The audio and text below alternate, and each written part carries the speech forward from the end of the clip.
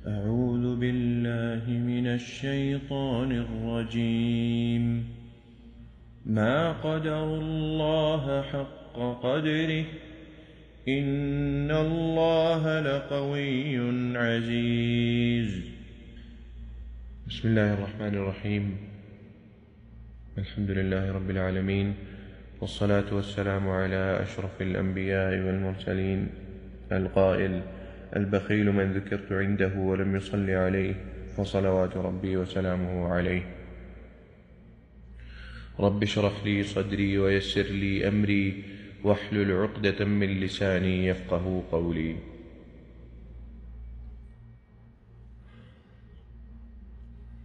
سورۃ الحج کی 74 نمبر آیت سے آج کا درس انشاءاللہ شروع کریں گے.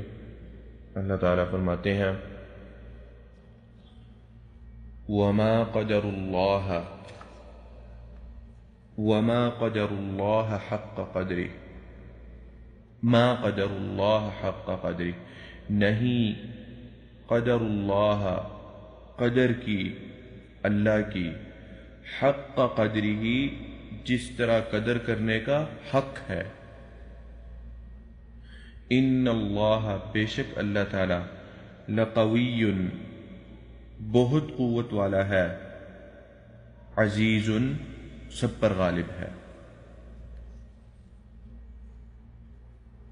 اب پچھلی جو آیات ہیں ان کے اندر اللہ تعالیٰ نے کچھ اس طرح کی ہی چیزوں کا ذکر کیا. اللہ تعالیٰ نے اپنی الوہیت کا ذکر کیا اور ان لوگوں کا ذکر کیا کہ جو اللہ کے علاوہ عبادت کرتے ہیں دوسروں کی، یا جو معبودات اختیار کرتے ہیں اللہ تعالیٰ کے علاوہ کسی کو. یہ جو اللہ تعالیٰ کی صفات ہیں ان میں شریک کرتے ہیں کسی کو، اور شریک کرنے کے بعد ان کو معبود سمجھ بیٹھتے ہیں، ان کی عبادت کرتے ہیں. وہ تمام چیزیں اللہ تعالیٰ بیان کر رہے تھے. اور پھر اللہ تعالیٰ نے جو پچھلی آیت ہے اس میں اللہ تعالیٰ نے اس کے آخر میں یہ ساری ان چیزوں کا ذکر کیا. پھر اللہ نے ایک مثال بیان کی. اس کے بعد اللہ تعالیٰ کہتے ہیں: ضعف الطالب والمطلوب، کہ جو مانگنے والا ہے وہ بھی ضعیف ہے اور جس سے مانگا جا رہا ہے وہ بھی ضعیف ہے. کیونکہ پیچھے اللہ تعالیٰ معبود باطل کی بات کر رہے تھے، ان کا ذکر اللہ تعالیٰ کر رہے تھے جن کو ناحق اللہ تعالیٰ کے ساتھ ملا دیا جاتا ہے، اللہ تعالیٰ کی صفات میں شریک بنا کر اللہ تعالیٰ کے ساتھ ایک معبود بنا دیا جاتا ہے. ان کے بارے میں اللہ کہہ رہے ہیں کہ جو مانگنے والا ہے وہ بھی ضعیف ہے اور جس سے مانگا جا رہا ہے وہ بھی ضعیف ہے.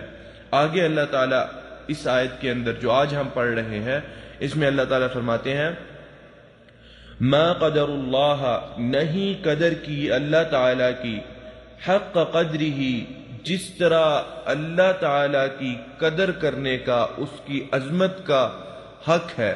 کسی نے اس طرح کی عظمت اللہ تعالیٰ کی نہیں کی. اور یہی ہے کیونکہ اللہ تعالیٰ کے ساتھ شریک ٹھہرانا اور اللہ تعالیٰ کے ساتھ کسی کو معبود سمجھ لینا، یہ ایسا ہے جیسا کہ کوئی شخص اللہ کو گالی دے رہا ہو، نعوذ باللہ. اور یہ اسی وجہ سے شریک ٹھہرانا یا اللہ تعالیٰ کے ساتھ کسی اور کو سمجھنا کہ یہ بھی قادر ہے کسی چیز پر، یا یہ بھی بخشوا لینے والا ہے ہمیں اللہ تعالیٰ سے، یہ تمام چیزیں، پہلی بات یہ اللہ تعالیٰ کی صفات ہیں. دوسری بات یہ اتنی گراں گزرتی ہیں اللہ تعالیٰ کو کہ اللہ تعالیٰ نے اس گناہ کو یہ کہہ دیا کہ اس زمین پر شرک سے بڑا گناہ کبھی نہیں ہوا، نہ ہی ہوگا، کیونکہ شرک سے بڑا گناہ کبھی ہے ہی نہیں اس دنیا میں. اسی لیے اللہ تعالیٰ نے پھر یہ بھی فرمایا، کیونکہ جو وہ کر رہے تھے وہ ایسا گناہ تھا کہ اس سے بڑا کوئی گناہ ہے نہیں. اس لیے اللہ نے کہا کہ انہوں نے اللہ تعالیٰ کی قدر اور عظمت کو جانا ہی نہیں جیسا جاننے کا حق تھا.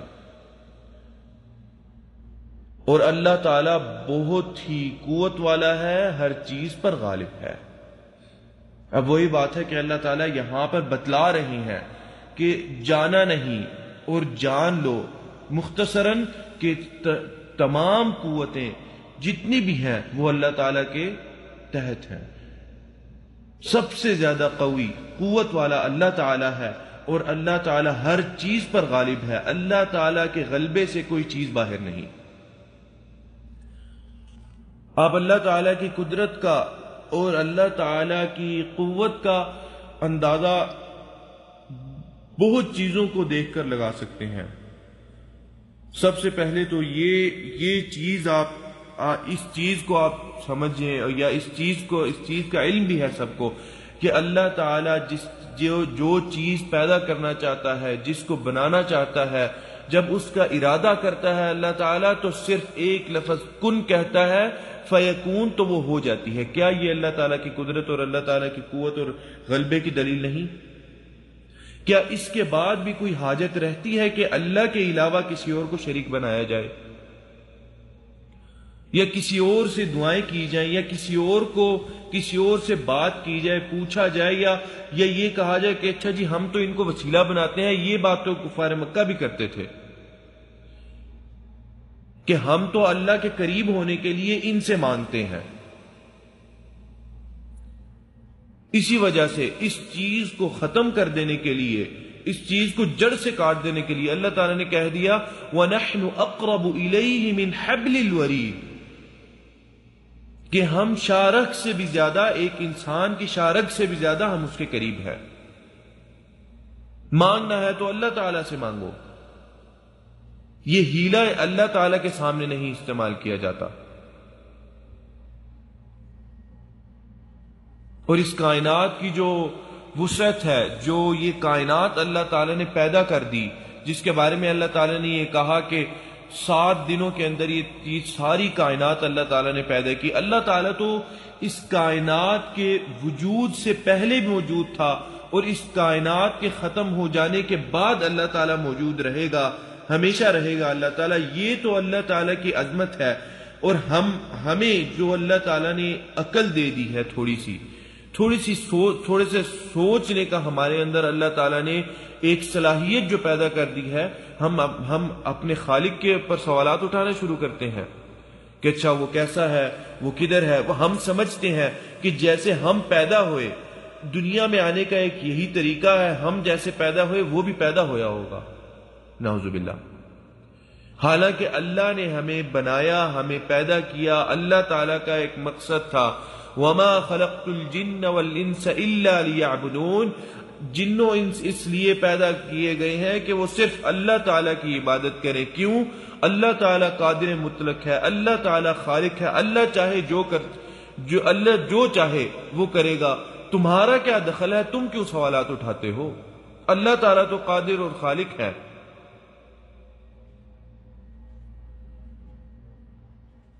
اور یہ کائنات جو ہے، اتنی بڑی کائنات ہے، اور اس کے اوپر کنٹرول، اس پوری کائنات پہ اللہ تعالیٰ کا کنٹرول، اور جس انداز سے اللہ نے اپنا حکم اس کائنات پہ چلاتے ہیں، وہ یہی ہے کہ وہ عزیز ہونے کی دلیل ہے اللہ تعالیٰ کی.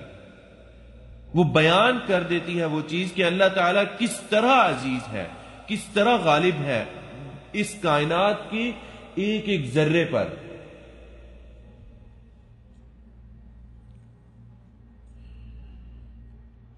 اور پھر یہ جو اللہ تعالیٰ نے چاند تارے اور اللہ تعالیٰ نے یہ ساری مخلوقات بنا دی ہیں جن کو ہم اپنی آنکھوں سے دیکھتے ہیں، یہ چیزیں تو دور.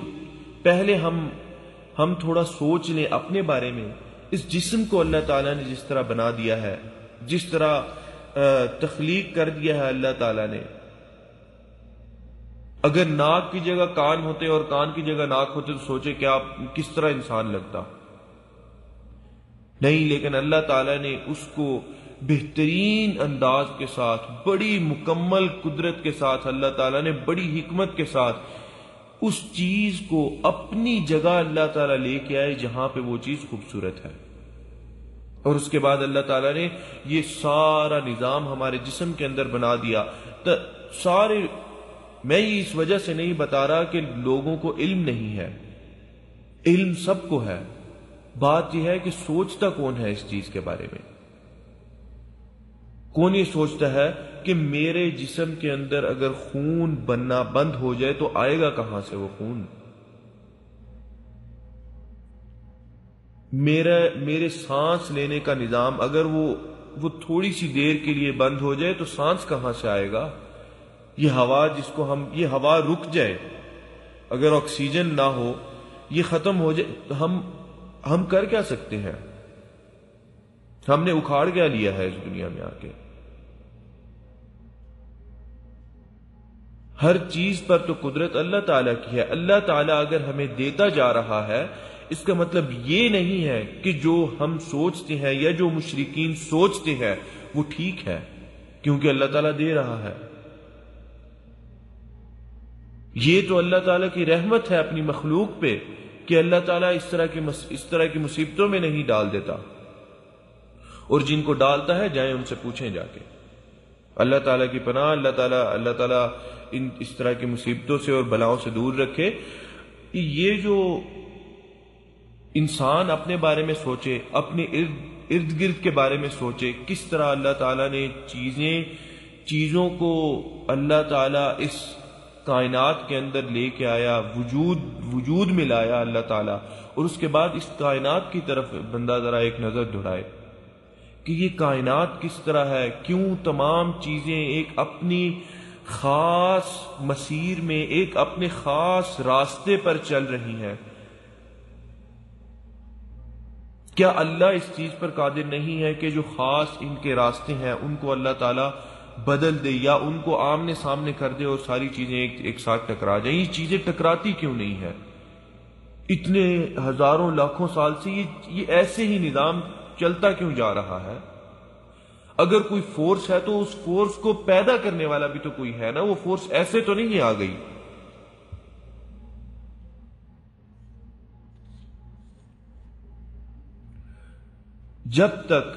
جب تک لوگ کسی چیز کے انکاری رہتے ہیں تب تک لوگوں کو اس چیز کی عظمت کا اور اس چیز کی اہمیت کا اور اس کی قدر و منزلت کا علم نہیں ہو پاتا۔ اور یہی بات ہے کہ اللہ کے انکاری یا نبی اکرم صلی اللہ علیہ وسلم کے آنے کا ان کو اس پہ یقین نہیں کہ اچھا ایک نبی آیا تھا اور ایک خدا ہے جس نے ہمیں بنایا ہے، جس نے پیدا کیا ہے، جب تک اس وقت تک ان کے ذہنوں میں اس طرح کی قدر و منزلت آئے گی ہی نہیں۔ جب وہ شریک ٹھہرا لیتے ہیں تو پھر قدر و منزلت کہاں کی؟ اس کائنات کے اندر اللہ تعالیٰ نے جتنی چیزیں پیدا کی اور جتنی وسیع ہے یہ کائنات، اس کی وسعت کا اندازہ آپ لوگ اس طرح لگا لیں کہ جو ہمارے سولر سسٹم کا جو سورج ہے وہ ہماری زمین سے کتنے ہی لاکھ گنا بڑا ہے، اور دوسرے جو سولر سسٹم ہیں ان کے مقابلے میں ہمارا سورج سب سے چھوٹا سورج ہے۔ اور فاصلوں کا اگر اندازہ لگا لیں، جو فاصلے ہیں، کہا جاتا ہے کہ ہماری زمین اور سورج کے درمیان 9 لاکھ کلومیٹر کا فاصلہ ہے، اور ایک جو یہ کہہ سکتے ہیں کہ سب سے قریب سولر سسٹم ہے ہمارے، یا جو سورج ہیں، ان کا ایک بڑا عجیب صورت ہے، کیونکہ ہمارے ذہن میں ایک ہی ہے کہ اچھا سولر سسٹم کے اندر ایک سورج ہوتا ہے۔ یہ سولر سسٹم، یہ تین سورج ہیں اس کے اندر، اور یہ ہم اس دنیا سے کہتے ہیں، یہ نظر آتے ہیں 3 تاروں کی صورت میں، ہمیں چھوٹا ہمیں یہ جو ہے نا نقطے سے نظر آتے ہیں، لیکن یہ باقی تاروں میں یہ 3 نقطے ہیں، یہ جہاں جائیں یہ نظر آتے ہیں، اور یہ 3 نقطے قدرے زیادہ روشن ہوتے ہیں، ان کی روشنی دوسرے تاروں کے مقابلے میں زیادہ ہے۔ ان کو سائنسدانوں نے ان کے بارے میں ریسرچ کی اور ان کو بتایا کہ یہ سورج ہیں ایک الگ سولر سسٹم کے،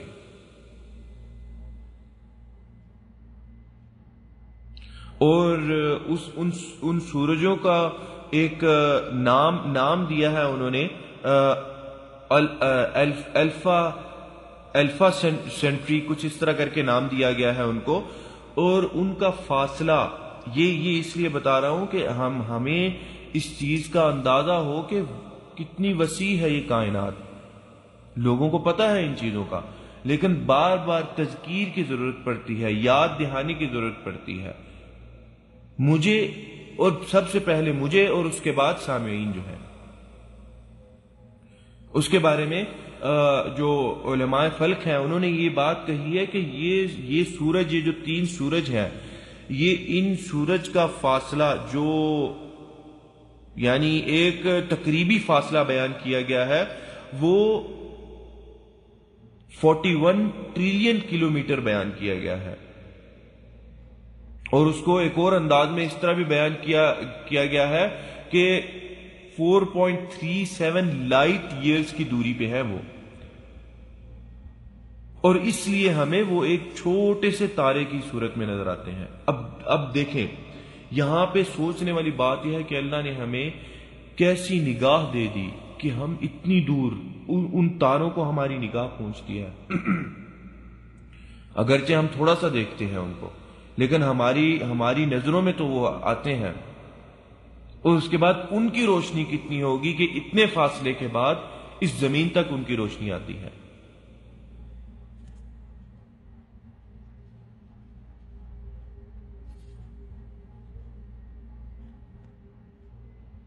اور جو فاصلہ ہے، جیسے میں نے پہلے ذکر کیا زمین کا سورج سے، وہ 9 لاکھ نہیں 9 کروڑ 30 لاکھ میل کا فاصلہ ہے. یہ تمام کائنات اور یہ اس کی وسعت کیا ابھی بھی اس چیز پر دلالت نہیں کرتی کہ قادر مطلق اللہ تعالی ہے؟ اور ہمیں یہ سوچنے کی بات ہے کہ اللہ تعالیٰ پھر ٹھیک ہی کہہ رہے ہیں ما قدر اللہ حق قدری. سورہ زمر کے اندر اسی طرح کی آیت ہے، اللہ تعالیٰ بیان کرتے ہیں وما قدر اللہ حق قدری، کہ اللہ تعالیٰ کی عظمت، حقیقت یہ ہے کہ اللہ کی عظمت جو حق تھا اس کا، وہ عظمت اللہ تعالیٰ کی نہیں کی کسی نے. پھر اللہ فرماتے ہیں والارض جميعا قبضته یوم القیامہ. اب اللہ تعالیٰ اپنی قدرت بیان کر رہے ہیں کہ زمین جتنی بھی ہے وہ اللہ تعالیٰ کے قبضے میں ہوگی قیامت کے دن. والسماوات مطویات بیمینہ، اور آسمان اللہ تعالیٰ کے دائیں ہاتھ پہ لپٹے ہوئے ہوں گے. سبحانہ وتعالی عما یشرکون، کہ پاک ہے وہ ذات اور اونچی ہے اس چیز سے یا ان سے جن کو وہ شریک ٹھہراتے ہیں اللہ تعالیٰ کے نزدیک. اب یہ جو سورہ زمر کے اندر آیت ہے، اللہ تعالیٰ نے وما قدر اللہ حق قدرہ کے بعد یہ بیان کیا کہ قیامت کے روز زمین اللہ کے قبضے میں ہوگی اور آسمان جو ہے وہ اللہ تعالیٰ کے ہاتھ پہ لپٹے ہوئے ہوں گے. اب بیان اللہ یہ کرنا چاہتے ہیں کہ بتاؤ اس دن کیا کرو گے؟